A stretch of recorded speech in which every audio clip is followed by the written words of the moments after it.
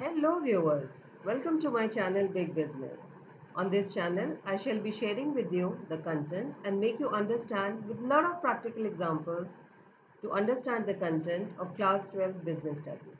I hope that this will enhance your knowledge as well as understanding, remembering, analytical and high order thinking capacity to score 100%. You heard it right children, 100%. So let us start with today's topic. As you know that in management, today, today we'll be discussing the two very important aspects of management, effectiveness versus efficiency. Now, why this is required?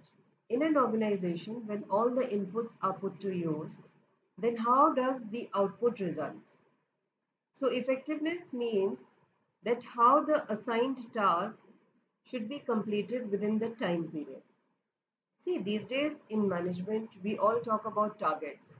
Some specified work is being assigned to people, or the organizations are working for some or the other outcome. So these two aspects we take into consideration for individual also as well as for the organization. So effectiveness, to understand effectiveness, it means to complete the assigned task to achieve the desired results in a specified period of time. As well as efficiency means doing the work correctly, that means achieving the targets on time but with minimum cost. Now how to analyze this minimum cost? This means that when you are putting all the inputs into use, the cost of production or the outcome, the result you are achieving with minimum use of your various factors of production. Now here in this particular slide, I'll be explaining you with a very simple example. First thing you have to keep in mind that these, this particular aspect, effectiveness and efficiency, they are complementary to each other. In this particular example, you see we are taking example of production manager. There are two production managers of a company. You see in the picture, one is at one side, the other is on the other side. So the first manager, now there was a common task given to them. Both are production manager. That means they are focusing on the targets of production. So the target was they had to produce 25,000 units a month, per month, at a cost of rupees 200 per unit. So the task given, the target was 25,000 per unit per month, 25,000 units per month, and for per unit they can spend 200 rupees per unit. But if you see manager, the first manager incurs the cost and more, he incurs more cost, but definitely he achieves the target on time. That means he was able to achieve the target within 1 month. But the cost incurred by him was rupees 220 per unit. And the other production manager in the same company, he incurred less cost. See, the specified cost was 200 rupees per unit and he spent only rupees 190 per unit. And he was also able to achieve the target on time. That means both are effective, isn't it? Because what is the definition if we apply on these two managers? That complete the assigned task in a specified period of time. So the specified period of time was 1 month. So both were able to achieve the target of producing the 25,000 per unit. Sorry, 25,000 units per month. But one has incurred rupees 220 for producing 1 unit and the other has incurred a cost of rupees 190 per unit. So the same comparison can be done for individuals. Same comparison can be done for the companies if they are on the same line. So this is how you should have understood that what is effectiveness and what is efficiency. So effectiveness means to complete the assigned given targets, the assigned tasks, the desired results to be achieved in a specific period of time. And efficiency means doing the work correctly in specified period of time but with minimum cost. So what is the conclusion of this particular concept? Do organizations require only effective people or efficient people or both? Organizations require both because so much of inputs when put to use, the basic objective is not to waste any resources. So when we are not wasting any resources, we are making the optimum use of the resources and achieving the targets on time. That means with optimum utilization. So it means effectiveness and efficiency both is required. So this particular aspect of management applies to both to individuals as well as to the organizations. Now in next slide, if we talk about the characteristics of management, every organization when so much of input, so much of resources are being put to use, there has to have some organizational goals. So what is the first feature of management? That management should be goal oriented. Whether it is a business organization or a non-business organization, every organization is working for some purpose, for some targets, for some specified goals. So the first feature is it is a goal-oriented process.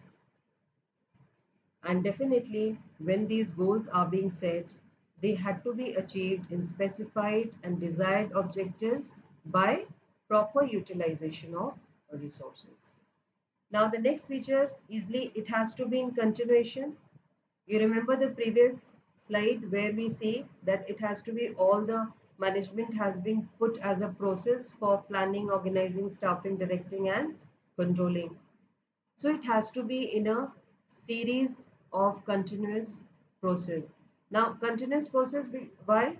Because we do a lot of planning, we try to organize the things, then we put the right person for the right job, then we direct, also guide them, give direction how they have to do their work and how they have to achieve the performing standards. Then again, if some flaws are there, some lacking is there, then next year again it has to be some rigorous updation in your planning part. So what happens? The long-term organizational goals don't change. If an organization is working for academic excellence, it has to be in the long-term academic excellence. If it is a manufacturing unit, definitely it has to focus every time on production. But with all these functions, you can upgrade yourself. Management can be upgraded. Okay, things can for the betterment. You can do a lot of changes. So it is a management. The very integral feature is that it is continuous in process. Every now and then, series of composite but separate functions are there. How they need to time, all managers, all people have to perform series of functions, and it is continuous because the organizations exist, the management has to be in continuous process. It cannot stop. So two features we have discussed. Third feature says it is a dynamic function. How can management be dynamic? Management has to be dynamic because it has to adapt the changes in the external environment. What do you mean by this external environment? Within the business enterprise, you are controlling uh, within a uh, within a span of management in their particular arena. External forces are which is beyond your control. But there are changes. See, when we talk about business, wide variety of businesses are there. Time to time, there are policy changes. Some government intervention is there.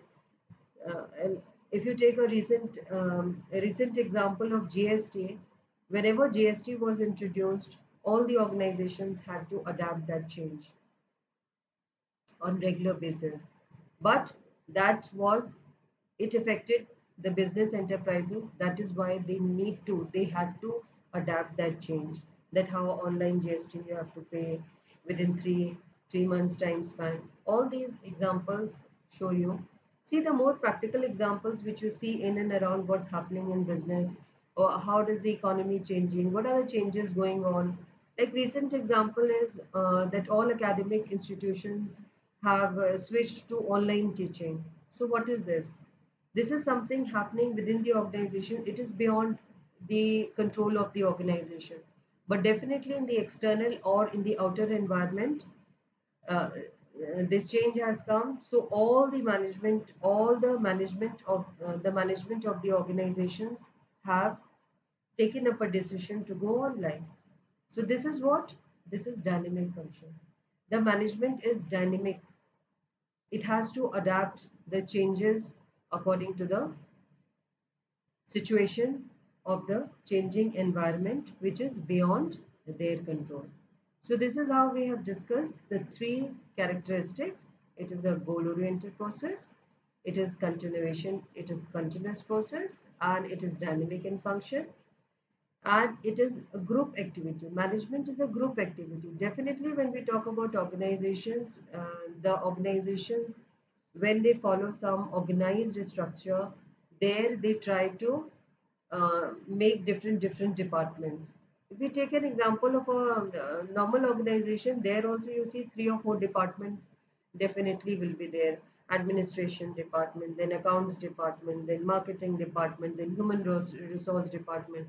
So what are these? These are different activities to be done in groups. People, what are these groups? Groups of individuals.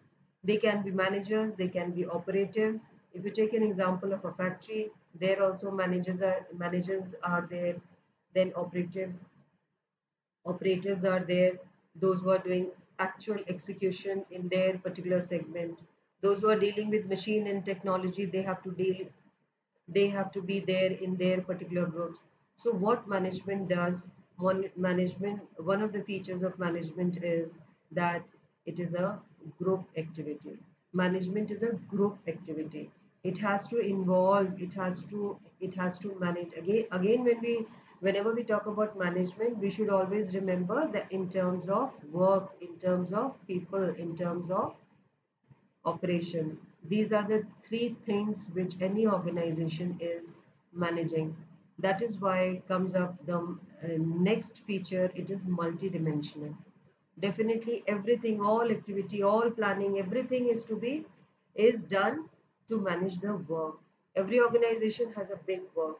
Those big work is being divided into small groups or departments, and they are being assigned particular work. So this is how people become responsible, that they have to do in their particular arena, and they have to do the operations, and the final result will be the organizational, to achieve the organizational goals. Now all these features, it is continuous, it is group activity, it is multidimensional. It doesn't, see, supposing if you try to take only one aspect, that if it would have been focusing on only work, how work will be done when people are not there. So physical assets are of no use until and unless you have good human resource team, good group individuals, those who have uh, uh, those who have good entrepreneurial aptitude, good decision making, and those who can work according to the assigned task. So this is how management is multidimensional. And when we talk about that, it is an intangible force. See, whatever planning, whatever functions are being initiated, these are the series of actions. Planning has to be done. What will be the plan of action? Where we have to go? How you have to go? Where you have to go, what you have to achieve has to be done in policy planning of the organization. Then you try to organize everything. Then you do the, so what is all this? If you're making a timetable, if you're making a timetable that at what time employees are going to report, or at what time they have to leave, which level of workers have to come and work for 10 hours or 9 hours or 8 hours, whatever it may be. If it is a production unit, you 24 hours work is going on there. So what will be the time span of a particular shift? So all this is being done, and you can feel it once you follow. As people, when you follow all the rules, rules and code of conduct of working, rules and code of conduct of working, then you try to feel. So management is what? Management is an intangible force. Through its activities only you can experience, you can feel it. But definitely, when you follow all these in a very sequential way, then you feel the presence of management at your workplace. So it is an intangible force.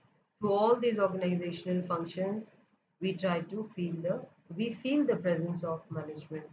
Last but not the least is pervasive. It means that is management exists in all types of organizations, whether it is large, small, whether it is a small business, whether it is economic or non-economic activity, it is applicable to everything. Even when at home also, if we talk about non-economic activity, that means you are just doing for your satisfaction or psychological satisfaction, or for some social satisfaction, like working in an NGO or so, there also management is there. So everywhere management is everywhere. When personally we try to put management on ourselves, we try to see whether we are organized, whether we have the ability to do our time management.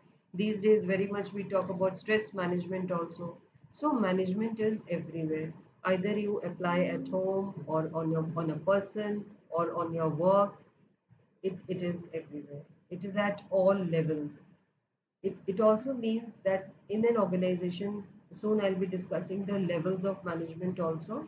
There you'll see that at different levels, you see how it is applicable through the functions which they have to follow on, they have to do. So this is how a quick recap again for the features of management, that it is goal oriented process, it has to be continuous, it has to be in group activity, it is an intangible force, it is multidimensional, as well as it is pervasive. So this is how we have completed the topic